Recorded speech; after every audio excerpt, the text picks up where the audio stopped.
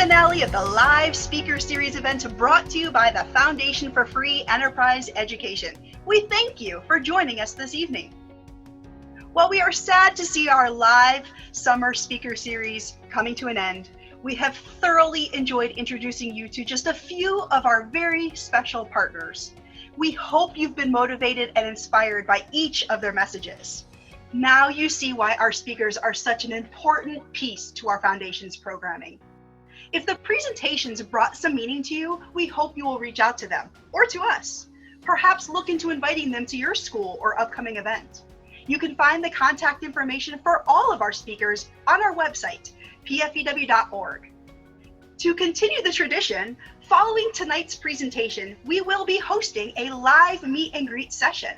We welcome and encourage you all to join us to ask questions and share your comments one last time.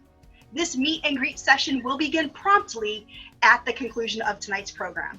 A separate link to the meet and greet can be found in the chat section. Be sure to copy it now.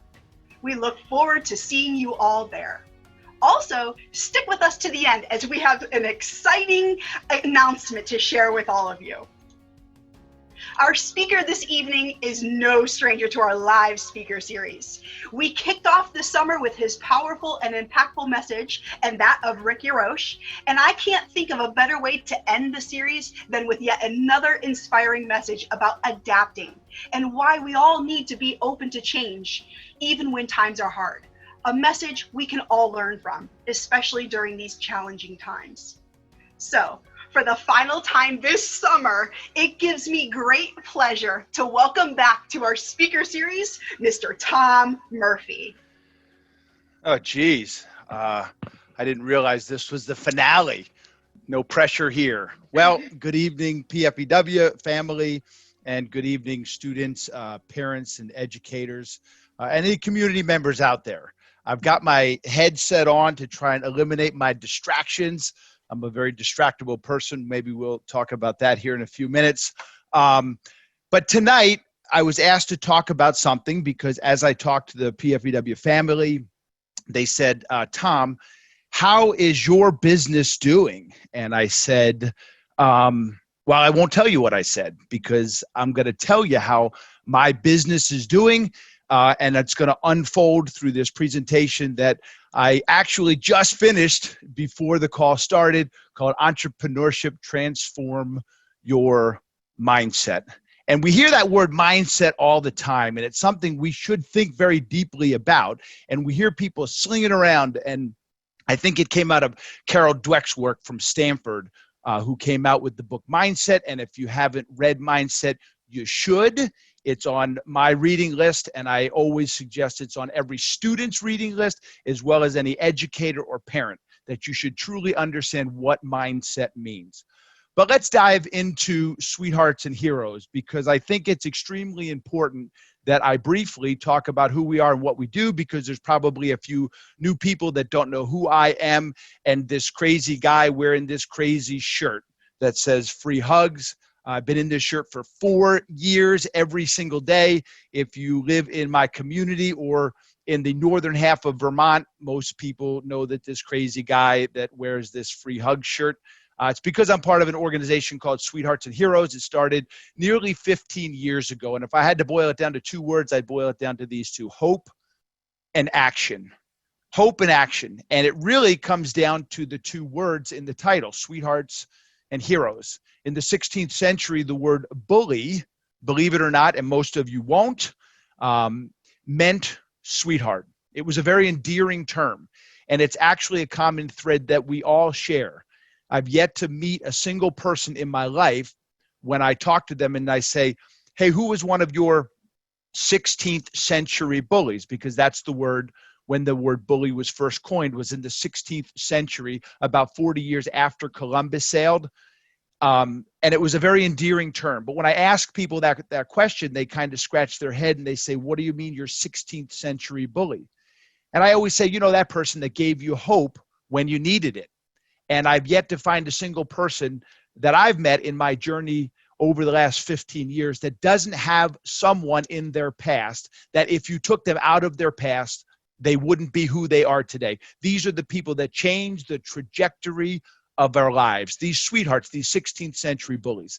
And the other half of what we talk about are heroes. And one of the defining characteristics of what a hero is they jump into action. And you all could just complete that idiom without me even completing it, because if you've seen the movies, and the younger you are, the easier it is for you to complete it, because you still understand this thing called play, where humans learn to transit, or mammals learn to transition from childhood into adulthood in this thing called play. So hope and action are so important to our message. And truly, we talk to young people and we help them to become sweethearts and heroes, people that carry and deliver hope to other people, and people that take action. Now, last time I was on here, I talked about this thing called leadership. And I'm sure the folks at PFEW can repost the link to that. It's extremely important, because as we're going to talk about leadership and business here tonight, I would certainly encourage you, because it's lessons that I've learned almost over the last 2 decades of my life in leadership. And it really comes down to these 3 things when I talk about leadership. It comes down to influence, environment, and what we do. That's right. And I can't get into that now, but I would certainly encourage you to watch it, especially if you're going to be a leader or you want to be a leader.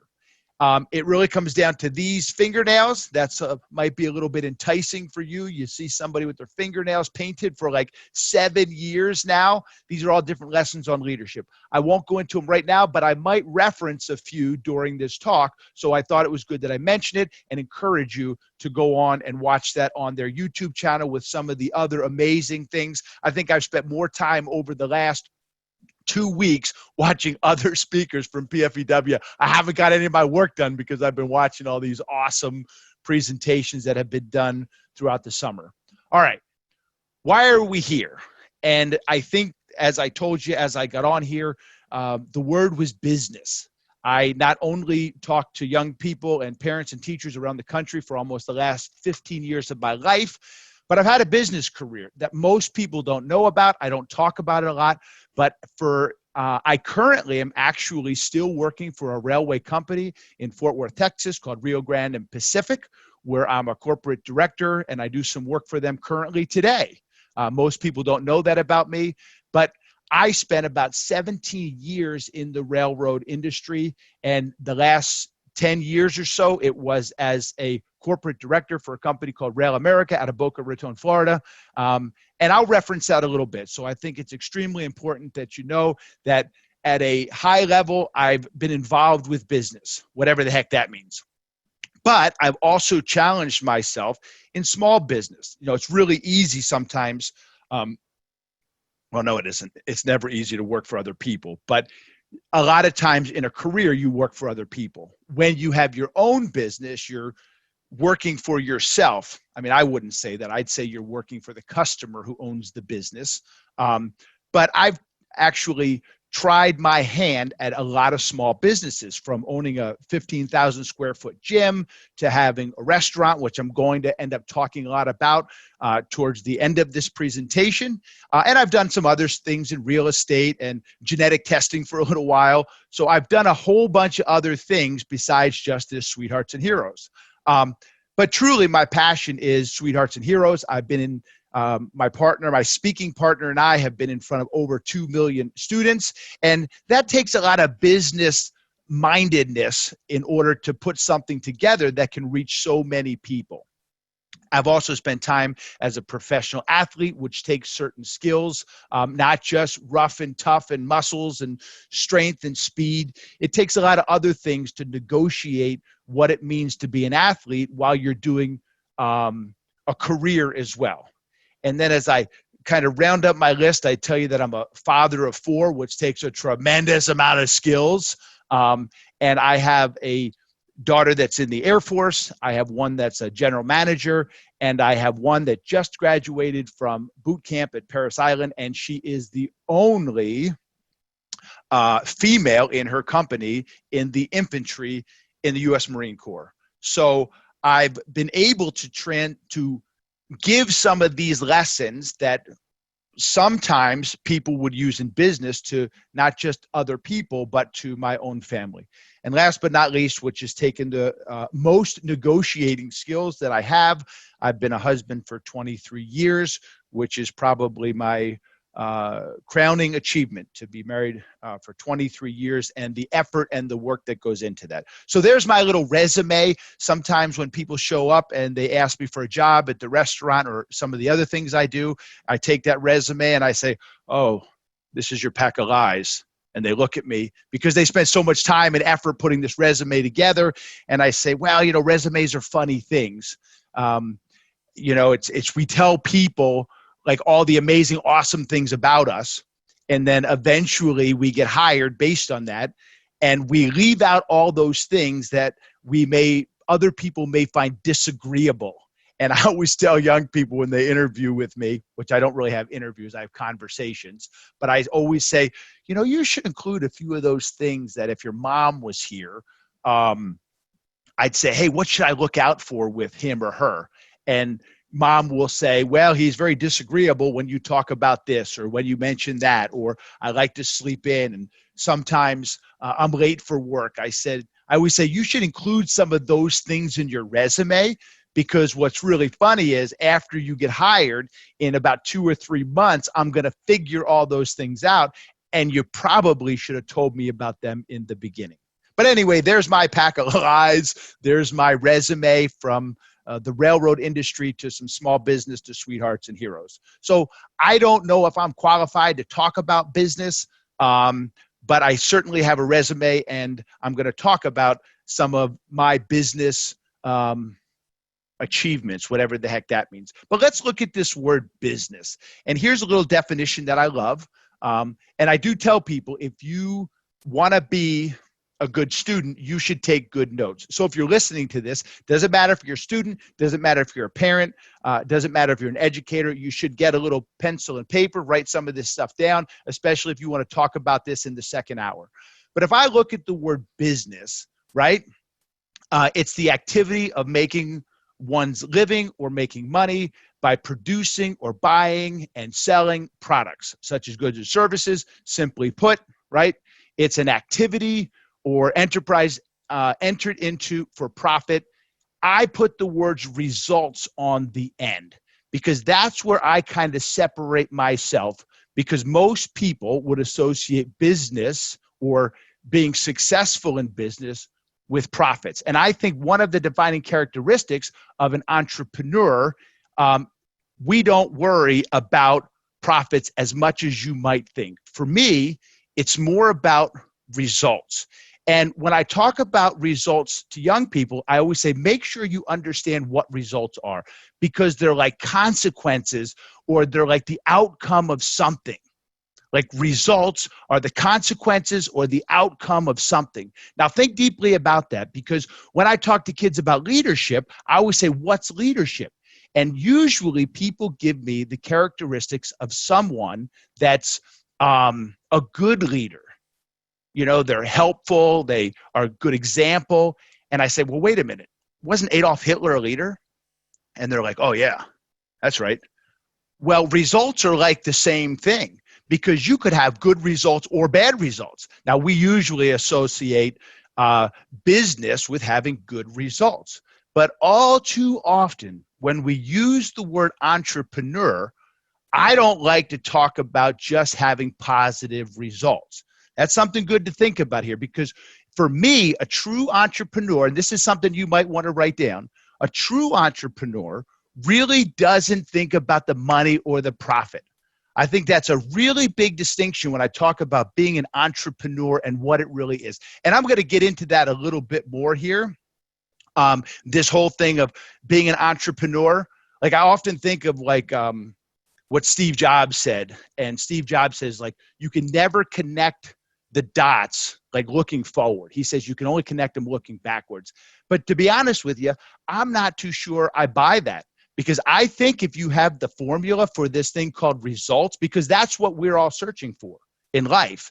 If you're in business or you're an entrepreneur, you're searching for results. And I'm just not sure that what Steve Jobs said is true. that you can't connect the dots looking forward. You can only connect them as they're laid out behind you. Because I think if you have the formula for results, you can do a pretty darn good job of connecting those dots, because we've often heard that success leaves clues.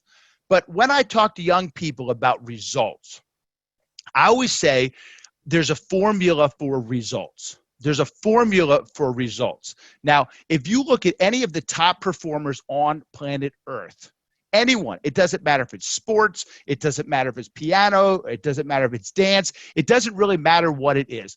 They all use the same formula when it comes to results. And just like I told you in my leadership thing, I have a formula for like being a leader. It's like self-awareness plus strategies plus actions gives you a chance to be a leader. It's that S plus A equals a leader. But I have like a formula which every high performer that actually gets the results that they're looking for follows the same formula, has the same formula. The goals or intentions, if you look at any high performer on planet Earth that gets really high results, it comes down to three things, right? The goals or intentions that you have. You can't get to Cleveland unless you have a map. You can't just get in your car and drive a direction and expect to be in Cleveland. You have to have goals or intentions. It's the blueprint. It's the plans. And there's a lot of people that think goals are the most important thing when it comes to results. Like you got to have these big, giant, hairy, audacious goals. You've heard that from people. Like set ridiculous goals. And even if you don't hit them, you're going to be a lot further ahead. So that's one part of this formula when it comes to results. Number two, it's the mindset or the state that you're in. It's like your convictions, your beliefs, your fears, all those things. That's called your mindset, which we're going to talk more about tonight.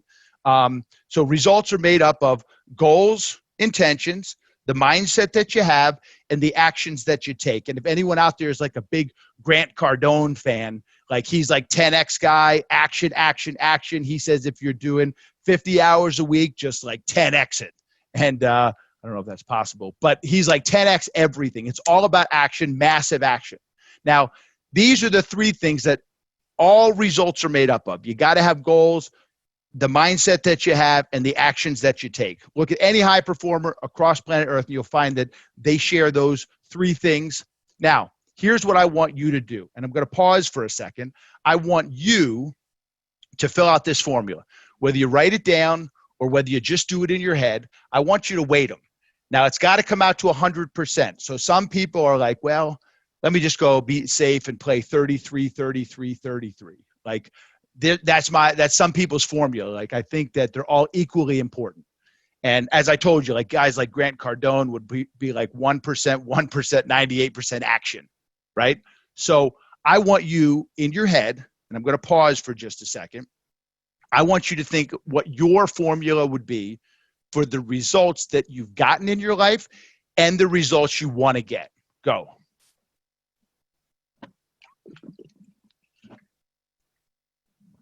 All right.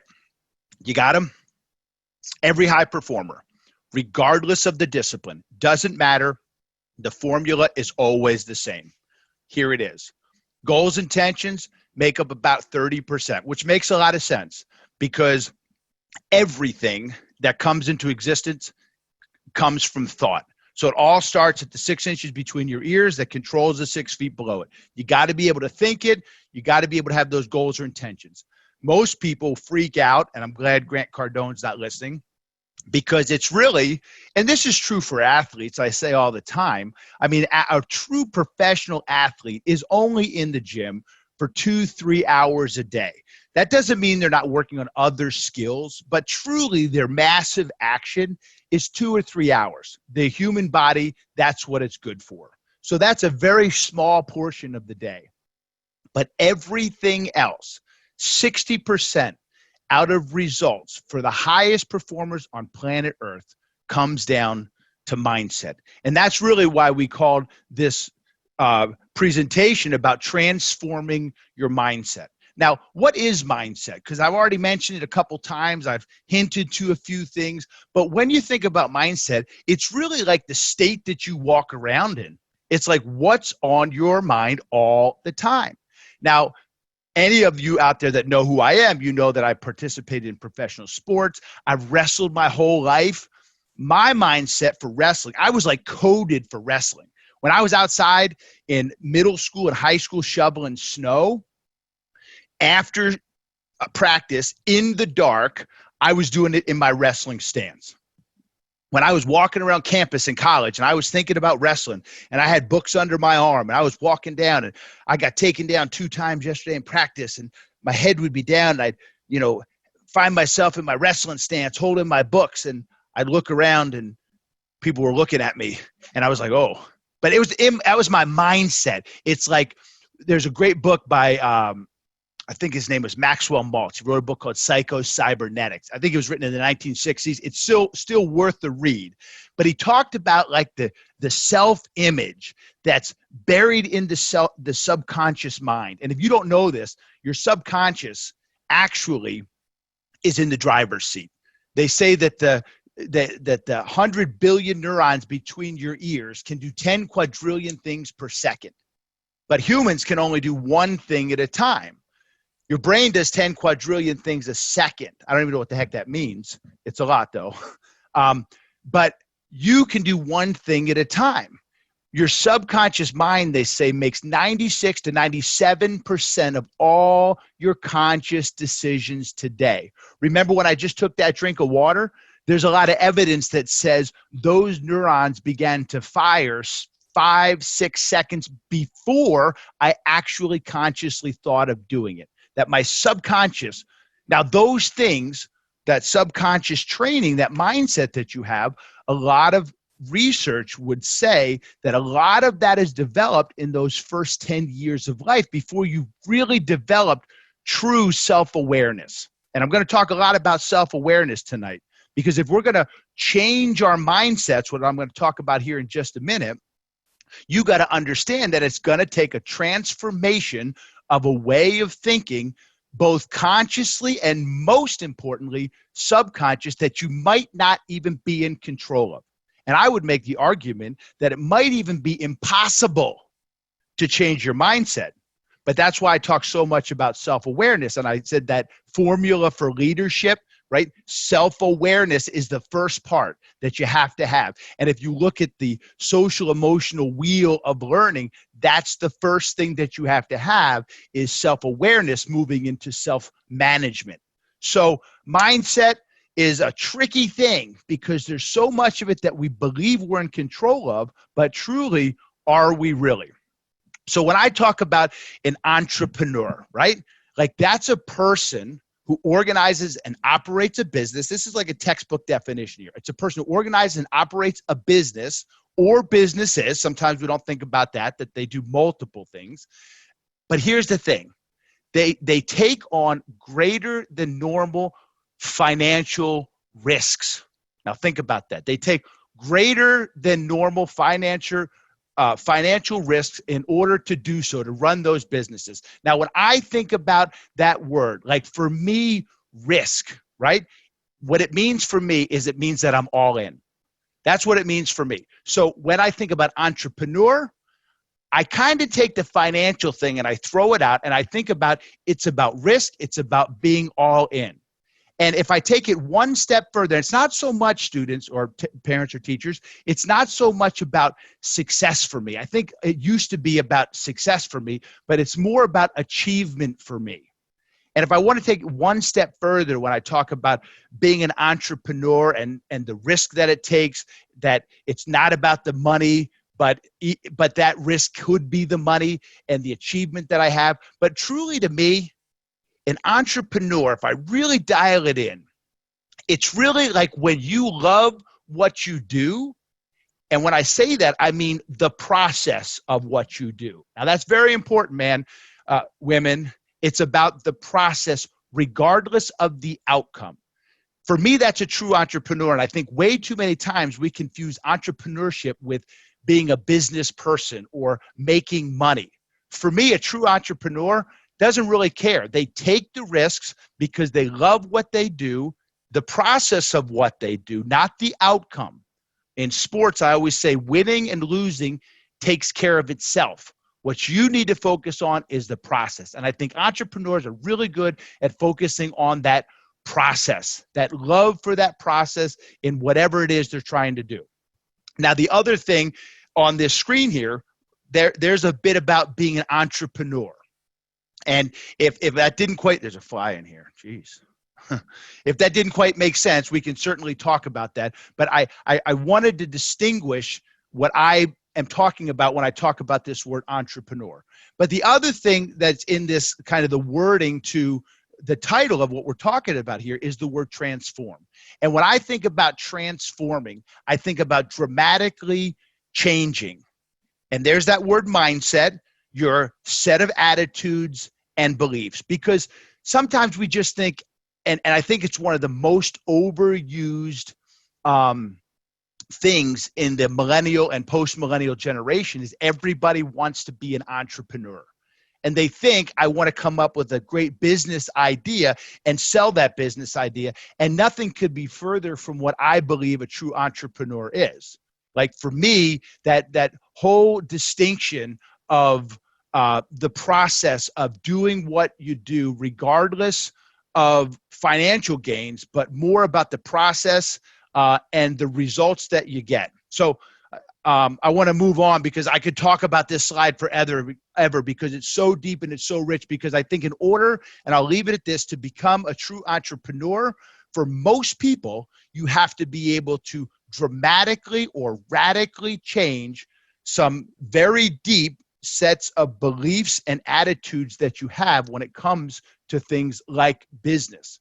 All right, so let's get moving on this. Let me take you through how my mindset developed, because I think it would be really easy for me to go to the end of this story and say, here's the results from my business, the entrepreneur part of my business life that I tried to do on my own, the process that I went through. I think it would be a really cheap trick if I just got right down to the end and talked about the surprise that's coming at the end. Let me construct for you my mindset. Let me lay out this path that developed my mindset. And it really started for me in Philadelphia, the city of brotherly love, where my parents ran a mission home and we didn't have a lot of money. I was talking to my dad about a year ago, and we were just, he's in his 70s now. And, I was just trying to fill in some gaps and understand a few things about myself, that whole process of being self-aware. And we didn't have a lot of money. In 1979, my dad told me he made like $8,000. But the thing was, we always had people living with us because my parents ran a mission home, and they used to bring people off the streets of Philadelphia, people who were really struggling, and bring them into our home. At the age of 9 or so, my parents gave their only biological son's bedroom away, and I slept in a bathtub for a year.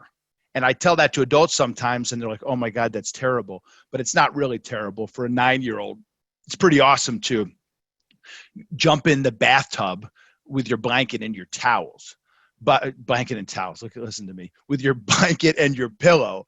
But someone needed that room more than I did, and my parents gave it away. So I was always around people that had challenges. And that really speaks deeply to my Sweethearts and Heroes story. But that's where my mindset began. But something also happened in Philadelphia when I was about that age, when I was in the 2nd grade. They called my parents in for a conference, and I have some memories of this. And they told my dad, they said, your son is dyslexic. He has some learning disabilities. And my dad, without thinking, took me out of school. And he took me home, and I can close my eyes and I can think about this, up in his 3rd floor bedroom, sitting on his bed when he was talking to me about this. And he said, because I didn't understand what this word dyslexic meant. And here's how he explained it to me. He said, don't worry, son. That only means that you can read backwards better than other people. And he said, and this is kind of funny, I don't know how appropriate it is, but it's just the truth. He said, don't worry. The Jews do it because they read the other direction, the Jewish people. He said, don't worry, the Jews do it. You'll be fine.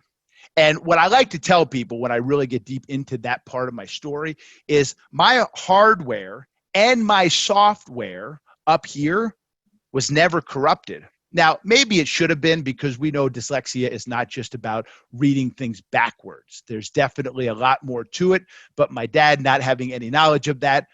But the key part is he never allowed this up here to be programmed to say you have a disability. For me, I thought I was like special. Like I really did. And it's probably not a nice thing to do to a young person, but I really wasn't around my peers at that part of my life because he homeschooled me for that year. Now, fast forward, we moved to upstate New York, and they test me as soon as we get there. And I think it was halfway through the year. And they actually put me into a combination class. It was a 3-4 combination. And it was for kids that had some challenges, because my scores or my grades, when I should have been in 4th grade, put me in that 3-4 combination of kids that were kind of stuck in the middle. And as I got to the end of that year, my dad actually held me back. When I should have been going into 5th grade, he actually said, nope, you just need to do 4th grade over again.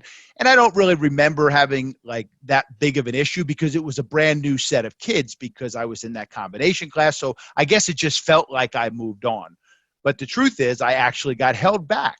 And looking back, I would say, man, I'm so glad I did. But after that, as I got closer to middle school, and I actually just found this the other day, and this is why I was scrambling with this presentation, because I put this in here. And this is actually from the 7th grade. And as I look over here on my other screen where it sits, this was math, and you can actually kind of feel the teacher's frustration with me. There's some great grades there, test and homework, but you can feel her frustration when she says, why, those 3 question marks. Because I think people knew that I had the ability to do things, but whatever was going on up here just led me to some real challenges. But then I found the sport of wrestling, and wrestling really became I like to call it my redeemer, because when you look up the word redeem, it says to do something that compensates for poor past performance. And wrestling became my compensation for my poor past performance in school. So I find the sport of wrestling, I continued to have struggles. I started to become self-aware to some of the issues I was having, because obviously my grades weren't too good. I thought I was going to wrestle for the rest of my life. So what the heck did I need to double down on any kind of schoolwork for? I was going to go to college. I was one of the better wrestlers in the entire state of New York, perhaps even one of the top kids in my weight class in the country. And then I went to take those SATs. And I think I mentioned this on one other call. I can't remember if I did or not, but I've yet to find my academic equal when it comes to the SATs. I proudly got a combined 630 on my SATs, which some of you just laughed out loud, because a lot of parents or teachers or even some students listening probably got that on 1/2 of their SATs. Well, I ended up getting into college, and there's a long story behind it. I love telling the story. Don't have time for it now. If you wanted me to tell it after this, I certainly could. I'm trying to paint this picture of this mindset of where I started and where I am today. And the fact that achievement and success isn't just about the grades that we get, but truly, I believe it's about the mindset that we have. So I end up getting into college, and I meet this guy named Dr. Ireland, who really changed my mindset forever. Truly one of my original 16th century bullies. He gave me hope. It's another great story I like to tell to young people, but he believed in me. He was the first person that ever believed in me when it came to academics. Everyone always, besides my father, but everyone always believed in Tom for wrestling, but not academics. And I don't know if Dr. Ireland, if he wasn't in my life, I don't know if I would have had the success that I had. But Dr. Ireland was the one that taught me how to take all my wrestling strategies that I had developed and apply them to academics. And I've got so many great Dr. Ireland stories. He ran for New York State Senate. He was like Batman's butler. What was his name? Alfred. He was like this tall, white-haired guy. I loved to listen to him. I showed up to class late. That was one of my academic strategies. And the back row that was typically always my seat was full. And as I was looking around in my sweatpants, and I was just this big, goofy wrestler, there was one seat open. It was directly in front of him, center seat. And so I had to sit in it. And as I sat there, he just told the most wonderful stories. And he captivated me. And I did everything he said. He said, I'm giving 2 tests a year. And I was like, okay, that's awesome. And he pulled out one of these blue books. And if you're like over the age of 40, you know exactly what I'm talking about. Maybe they still have them, but they're just like empty little notebooks. And he said, I'm going to write 2 questions on the board, theoretical questions about American history. And you're going to write for an hour and a half. And I almost fell out of my chair that first day because I was thinking, I read 1 complete book in high school. How am I going to do this? But the guy captivated me. And I literally fell in love with this guy and his class and his teaching style. And when it came to be test time, I just wrote for an hour and a half like he told me to. And about halfway through the semester, he said, Tom, do you realize you got every strategy you need to be successful academically? And I'm like, what do you mean? He said, what happens when a wrestling seminar comes to town? Where do you sit? I said, I push people out of the way and I sit right in the front. He said, Tom, what's your academic strategy for where you sit? I said, back there in the back seat. He said, exactly. Why don't you change that? And I was like, huh? And he said, if your coach told you to practice for an hour and a half, how long would you practice? I said, 2 hours. I'd do more than the coach asked me. He said, Tom, I asked you to write for an hour and a half. You did. He said, look around this room. He said, out of the 50 students here, there's only 3 or 4 of you left. You wrote for an hour and a half like I told you to. He gave me, or was the one that taught me, that life isn't a talent contest, it's a strategy game. And I got a whole seminar I do on all these strategies that Dr. Ireland gave me. But really, it was the beginning of this process, this awakening of self-awareness for me. I became a strategy collector. I didn't realize that having dyslexia and growing up, there's a great book if anyone out there struggles with dyslexia as well. It's called The Gift of Dyslexia.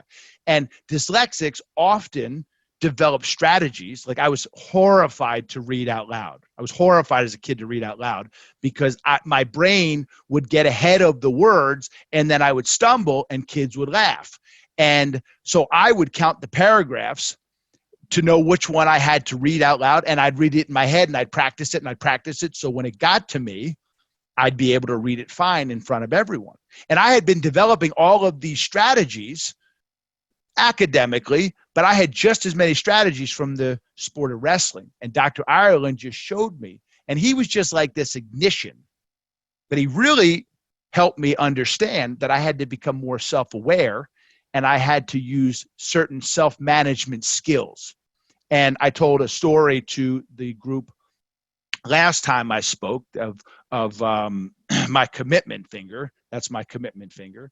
And it's a strategy I have around self-awareness and self-management. And I tell kids all the time that I developed that when I was a sophomore in college because I started to understand that my thoughts are the only thing I truly have control over. That Dr. Ireland taught me that you have to control those thoughts. I think it was Harry Truman that said, in reading the lives of great men, I added great women. He said the first victory they won was over themselves. With all of them, self-discipline came first. And I had to learn to discipline my thoughts, which really brought me into this process of self-awareness, of being aware of everything around me. Led me to almost a perfect GPA in psychology, philosophy, where I didn't really get any smarter. I just took the strategies that I learned from some coaches and I started to apply them to academics. Let me fast forward now. I get out of college. I do fairly well academically. I do really well wrestling, and I get a job. I was on my way to graduate school, but I wanted to get a summer job. I literally got derailed and started to work for the railroad. And I already told you about that. Moved to the state of Vermont with $1,000 in my pocket, which wasn't very much when you have a baby and a wife in tow. So I moved to the state of Vermont, $1,000 to my name to work for a railway company because I just kind of fell in love with the railroad industry. And I really, as I look back at everything I just said to you, I really had like this rudimentary, at the time, understanding of the process of mindset and self-awareness. But I understood one thing, that I had to get coaches in my life, because that was one of the things that led to my success. Now, you all have had different coaches in your life, whether it's music, whether it's sports, doesn't matter. We all have had different types of coaches in our lives. And that's one of the things that I was very aware of, is the fact that I needed a coach in my life. And I went and found some great coaches. And I eventually got to work for a fella that took this company from $500 million to a $2 billion sale. And it was just a wonderful opportunity. And I had a couple of these men in the industry that really took me under their wing, and they coached me because I knew the secret, that I had to be coached. I had many coaches in mixed martial arts at the same time that were giving me these great lessons as well. But in my opinion, I had a little bit of success in the business world, because what I like to say is, and I said this at the very beginning, is being in a career doesn't make you a good business person. You may say, well, I'm a businessman, I'm a corporate executive, but that doesn't mean that you're going to be good at business, which is completely different than working at a high level of a business. They're two completely different things.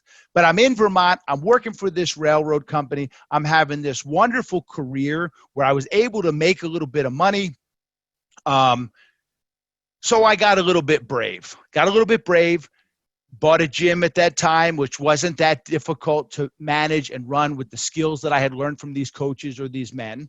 And I fell in love with this restaurant where I did a whole bunch of business activity. As we were transitioning this company for sale, I took this tiny little part of the company that a couple of my coaches allowed me to take from about a $500,000 cost center to about a $10 million cost center that ended up saving the company about $10 million a year. I thought I was like really good at business. So I got brave, and I ended up buying this restaurant where I was doing a lot of business for the railroad. And I got to know the owner, and they had been losing money. And I thought, well, I had made some really good money over the last couple of years, working really hard, trusting, being coached by certain people. So I bought this restaurant, and it was a failure. I don't know of any other way to say it. My first 2 years, I lost $200,000 out of my pocket. And I just told you I moved to the state of Vermont with $1,000 in my pocket. So any money that I had made on my own, I had just lost, just like that. And what I realized was I had broke my number one rule that I talk to kids about: get a coach. I went in there. I let this pride of life get in my way, which often gets in someone's way. I didn't have it in check. I wasn't aware or self-aware of that one the way I should have been, the way I was about certain other strategies that I was using. And I broke my number one rule for kids: get a coach. And so what was the first thing I did? I got a coach, and I surrendered. And that's one of the hardest things to do when you're in business, when you're the leader, when you're in charge. But when you're failing and you're over the fact that everybody knows you're failing, because that's embarrassing and that's hard to deal with in itself. But when you're really failing and you're taking your paycheck from the railroad to pay the employees of your personal business, and your money that should be going to your family and investing, for like your retirement, I was literally, if my wife were here with me right now, she'd tell you, yep, that's the truth. And I thought I was going to lose my mind most of the time. But what did I do? I had this moment of self-awareness where I said, because I was out talking to young people, and I just caught myself one day, and I said, I need a coach. And when you talk about getting coaching, and this is like point number one here, when I talk to young people about if you really want to change your mindset, number one thing you have to do is get a coach. You have to allow that coach. See, Dr. Ireland did it. He introduced me, and he didn't use the terminology self-awareness, but he introduced me and helped me become self-aware of my thoughts, what I was thinking. But when you look at what self-awareness is, it's really about self-evaluation. And there's something that you could Google called, self-awareness theory. And self-awareness theory what does it say? It said something like, is based on the idea that you're not your thoughts, but the entity observing your thoughts. Does that make sense? You're not it's based on the fact that, on the idea that you're not your thoughts, but you're the entity observing your thoughts. And if you really think about that, that's what coaches do, right? They sit on the outside and they watch what's going on, right? Isn't that clever? And they watch your attitude towards things. They watch your belief system. They often tell you things that you're like, I don't want to do that. I can't do that. And the fact is that once you surrender to your coach and you trust your coach, which is extremely hard to do, especially for someone that's been at business and you think you're good at business and this thing called pride is getting in the way, that's a tough thing to do, is to trust your coach, who eventually will teach you to trust your training. So the first thing I did was I got a coach, because I came to that point of self-awareness where I knew that no matter how well I was doing at business, if I really wanted to be an entrepreneur, and I don't think I was at entrepreneur status yet. I was still thinking about being a business person. But that's number one. Number two, and I'm going to fly through this because, I'm always run out of time. But number two, outside of getting a coach, it's one of the things a coach will do is the coach will give you guidelines, principles, values, and most of the time we don't realize it, but we're operating by our coach's value system.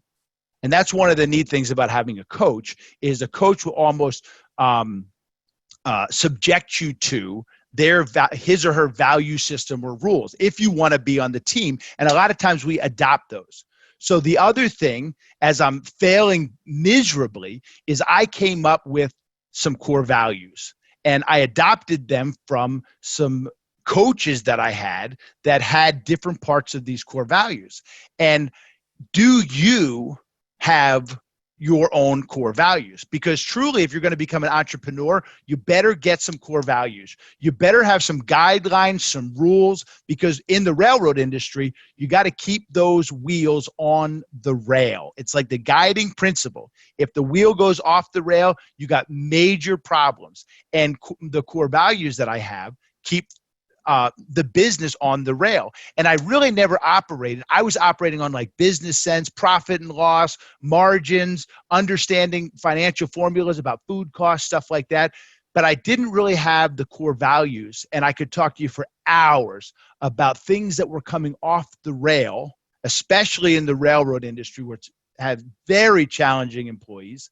But things had been coming off the rail. So I really started to subject myself in the business to core values. And I have the core values in the bathroom. And if you went to the restaurant today, I should have taken a picture of it, included it right here. But if you go to the restaurant today and you go in the bathroom, and sometimes people say, that's really weird that you have your core values in the bathroom. And I say, well, the stinkiest, worst place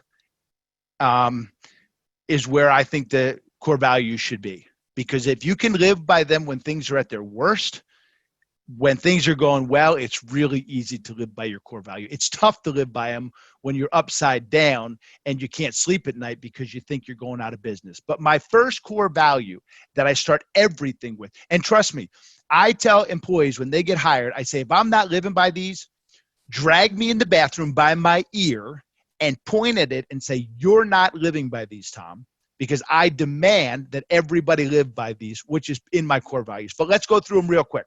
Integrity. We speak and act with truth and honesty. And truth is a funny thing, and I could talk about truth for hours, but I love what Augustine said. He says, we love truth when it enlightens us, and we hate it when it convicts us. And you should really, really think deeply about that. You can look that up or Google it. We love truth when it enlightens us. We hate it when it convicts us. And I try and figure out what the truth is all the time. And that's the way I always try and speak. The core values have to start with that. I think truth is what it is.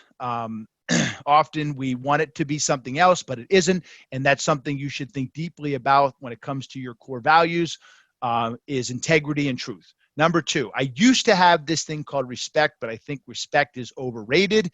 If I asked any one of you out there, anybody want to go fly with me? There's a little airport up the road. Yep, you can rent a plane for $45. The first thing you're going to say to me is, are you a pilot? No, I play on my simulator all the time, though. You're going to be like, you're crazy. I'm not going up with you. And I would say to you, wait, you don't respect me as a pilot? No, of course not. If you look up the word respect, respect is about ability or achievement. Respect is earned. I used to think that we were supposed to respect each other. They were supposed to respect me because I'm the boss. Not true. It's about dignity. And dignity is treating other people the way they want to be treated because of the worth that they have as a human being. So there's number two, is dignity. Number three is fact-based. We make recommendation, decision-based, objective evidence. And I always tell people all the time in the industry, I always say, you know what? These are mostly employees that come to me with something they want to challenge me on or do something. I always say, you know what, man? My opinion's better than your opinion. And most people will snap their head up and they get a little offended by that. And I would say, whoa, wait a minute. But your opinion's better than mine. That's why it's your opinion. And fortunately, we're going to make decisions based on objective evidence.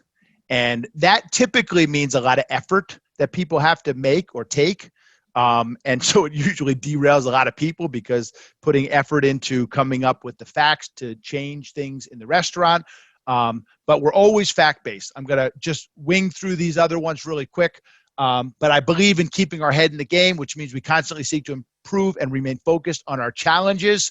And I like to tell kids all the time, you got to work harder on yourself than on your job. Sometimes when I say that to older people that get hired at the restaurant, they're like, what? What do you mean? I've never had anyone say that to me before. And I say, that's right, man. If you work harder on yourself than on your job at improving yourself, you'll be a good employee by default. So got to keep our head in the game all the time. I remind people that hands-on, we actively strive for results in our areas of responsibilities, and we help one another for the success of the team. We're all expected to contribute to performance improvement. Here's the bottom line with this one. I believe with all my heart that it's each individual's responsibility to remain focused on their challenges. And if we all have the synthesis of putting our hands on the areas of our responsibility, when we synthesize everyone's individual responsibility, again, we come up with this collective results. So I could talk about this one for a long time, but I just want to get through these real quick. And the last one I have is called demanding partner, which is one of my favorites. It says our standards are high. We expect from others what we expect from ourselves. We collaborate to achieve the best results for all. Most people that I say that one to, employees, especially before they're hired, because I have a discussion about core values before someone's hired, they get this warm, fuzzy feeling inside, and they say, ooh, we collaborate here to achieve the best results for all.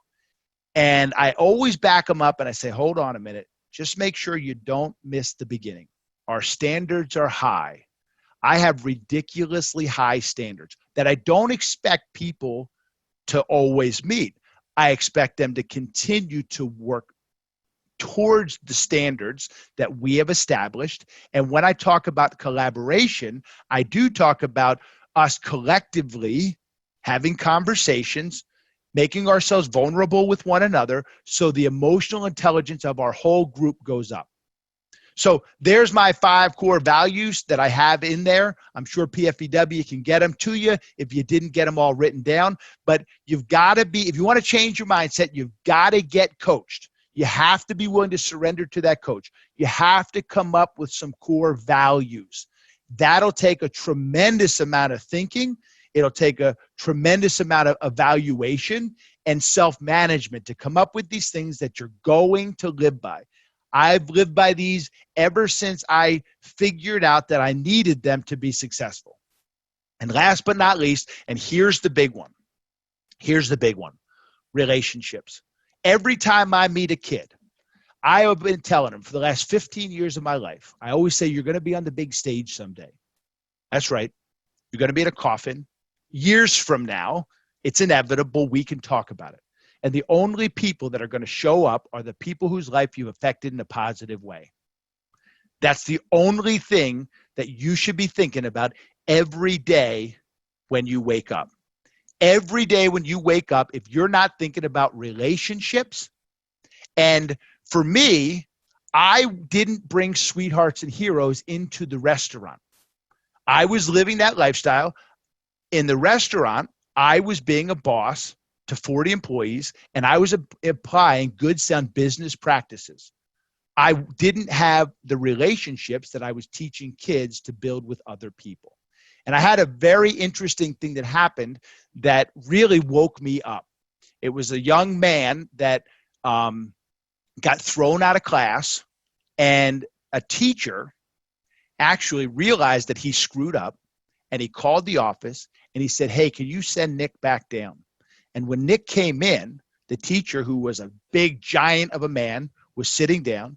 And as Nick came in, he said, hey, man, I want to apologize for being a jerk. He goes, I think you were trying to help me explain the rules to the other kids, and I threw you out of class. And that was the moment about 7 years ago that I realized that I needed to bring these relationship skills, which is a really big part of being socially and emotionally fit. I had to start bringing those relationship skills into the restaurant the same way that I was teaching kids to do those things. And I had a moment where I had to apologize to a waitress who was just trying to support her son. She was a single mom. She was really struggling.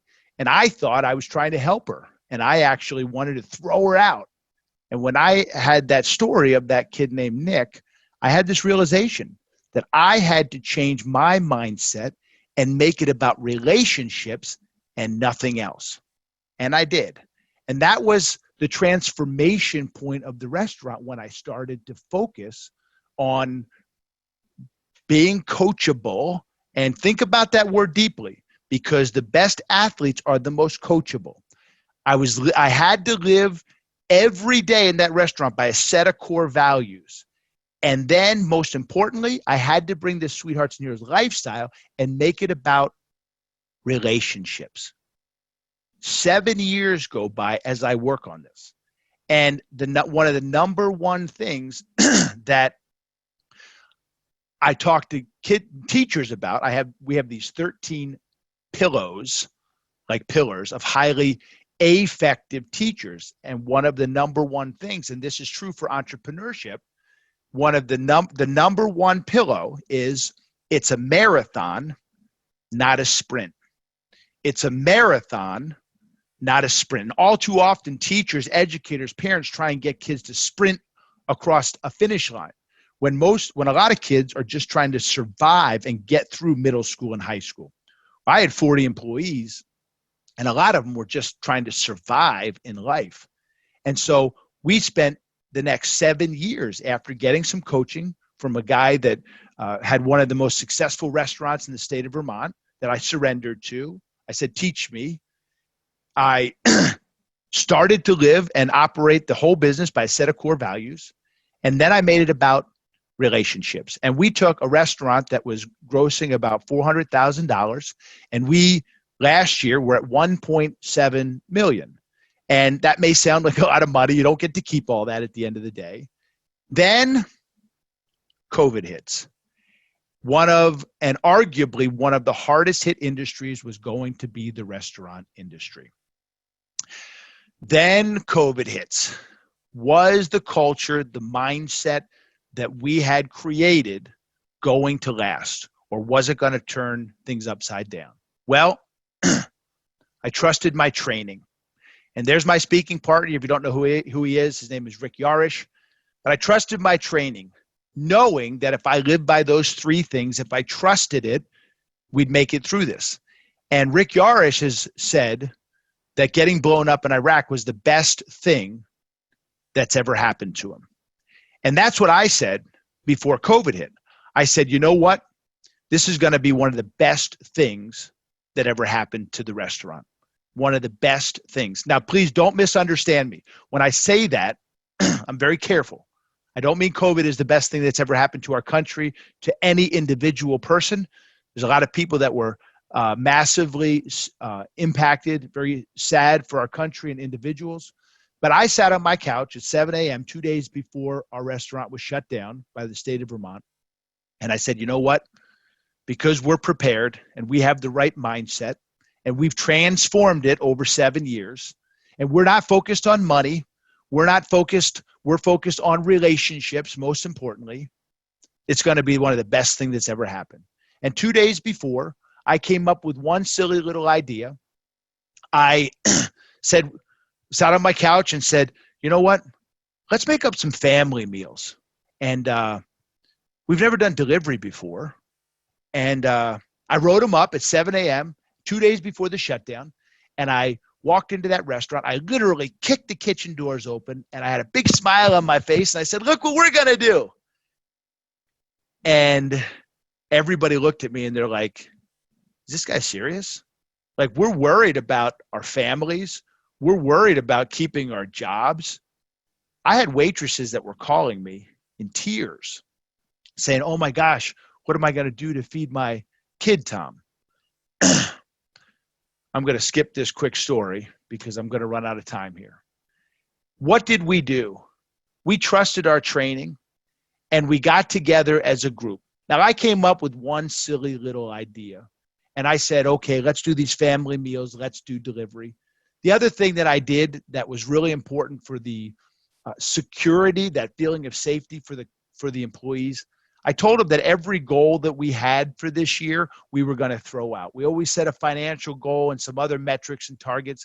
I said, we have one goal, and that's to keep our family employed safely. That's our only goal, is we're going to keep our family employed safely.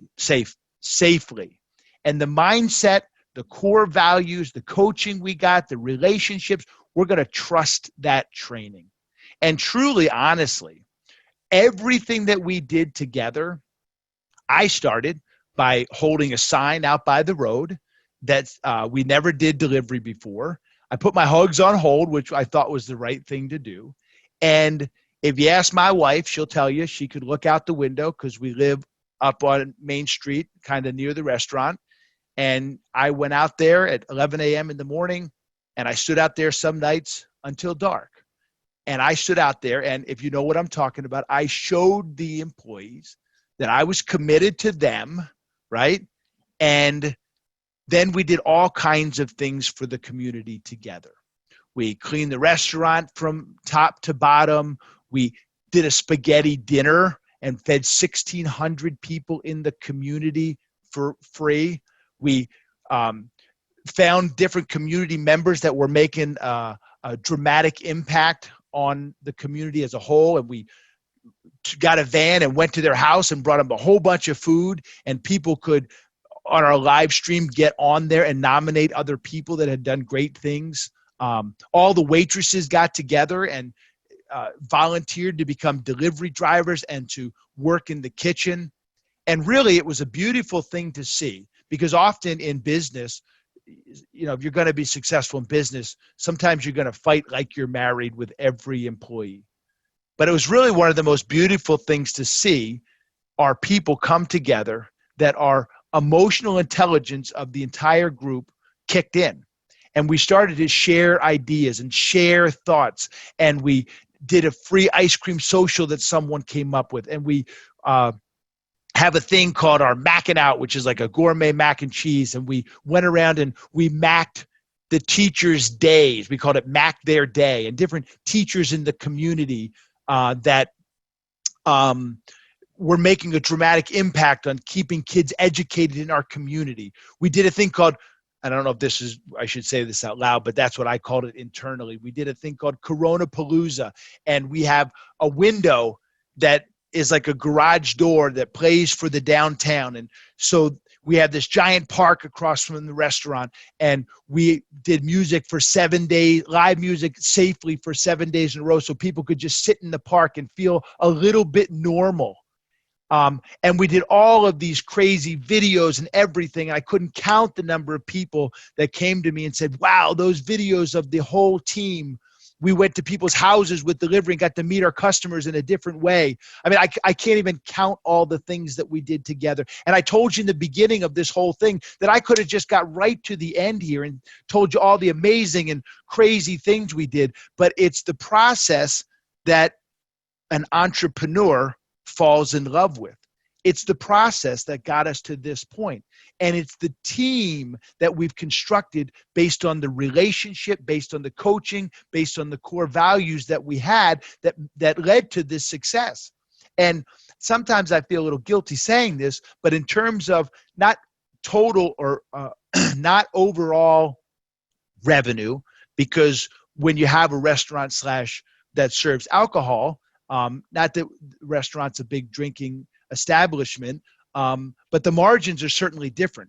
But in terms of food sales, where you don't make quite as much money, we nearly doubled the amount of food that we sold to the community. And truly, this is the best thing that's ever happened to the restaurant. And the relationships that we fortified and strengthened internally and with the community have been paying off tenfold. I have never seen the place so busy. We have a lot of outside seating so we can safely bring people together and feed them. There's people that come to the restaurant, I have no idea who they are now. And most of them say, wow, thanks for what the team did for the community.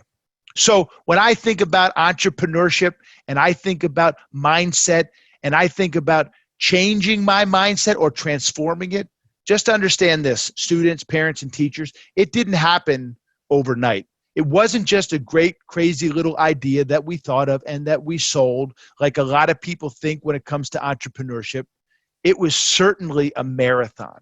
And it's been 10 years now that we've been operating the restaurant, and 7 or 8 years of all of this coming together, our coaching, our core values that we constantly live by, that keep our wheels on the rail, and the relationships that we work on every single day are what made us successful to this point. And I almost guarantee that we will have a record year in one of the most challenging times and challenging industries that has been hit by COVID-19. And I'll just tell you to end, we do take safety extremely serious. We haven't had a single person get sick, and we haven't had a single person transmit any kind of sickness because we do take it extremely serious. And I couldn't be more proud of the people that helped us get to the point that we're at. I'll end with one final little thing. I'll just tell you that I tell kids all the time, what are the 4 most deadly words on planet Earth? The 4 most deadly words on planet Earth: I'll do it myself. I'll do it myself. Now, I stood out on that main street by myself, but I did it for that team who eventually was the one that did all the work. They're the ones that got to serve the different owners. That's what I call the customers. And I certainly couldn't have done it without every single member of our team. And they're the ones that certainly get all the credit. So there you go, PFEW. Sorry I had to rush through a little bit of that. I wanted to tell you a few more stories, but I deeply appreciate everyone that listened tonight. And hopefully next year we'll see you in Williamsport. Absolutely. We look forward to that. And Tom, thank you so much for joining us this evening and for sharing your personal story of adapting to the times. There's no doubt about it. This pandemic has changed the world. And I think, we've all been faced with some challenges. And I think your story of embracing that change and transforming our mindset is great advice for all of us as we adapt to the new normal. So good stuff there. Thank you again, Tom. Appreciate it so much. And for our viewers, if you'd like to connect with Tom, his contact information will appear momentarily. Also, don't forget our live meet and greet session with Tom will begin in just a few minutes. You can find the link to that session in the chat section now. But wait, before you leave, we do have some very exciting news and an exciting announcement. That's right, ladies and gentlemen, we are thrilled to bring to you a speaker series bonus episode. While I don't want to tell you the entire story, you'll have to watch the next episode on your own here, but the presenter of our bonus episode contracted the coronavirus. His extended stay in the hospital actually precluded him from participating in our live series. And I'm happy to report that he is home and is recovering very well. But his message is just too important. And even though he couldn't join us live, he agreed to share his story in a private session that we were able to record. This bonus episode is now available on our website, pfew.org, and on our YouTube channel. So be sure to check it out. You can also find a direct link to it in the chat box now, as it just went live a few minutes ago. And you all are the first to know about it. So it's one you don't want to miss. So be sure to check it out. As a reminder, tonight's event was recorded and will be made available to everyone in a few days on our website and our YouTube channel. Finally, a huge thank you to all of our amazing donors who have made all of our virtual programming possible, including this live speaker series, our pre-taped interviews, and also our free offering of our stock market game. We have enjoyed bringing these live events into your home every Thursday evening throughout the summer. We hope you've enjoyed the motivating and inspiring messages of our speakers as much as we have. If you've missed any of our live events or wish to view the over 60 career series videos we have created these past few months, you can do so by visiting our website at pfew.org. On behalf of our foundation, board of directors, and staff, my name is Michelle Warofka. Thank you all for joining us. Take care, and we hope to connect with you again soon. Until then, bye-bye.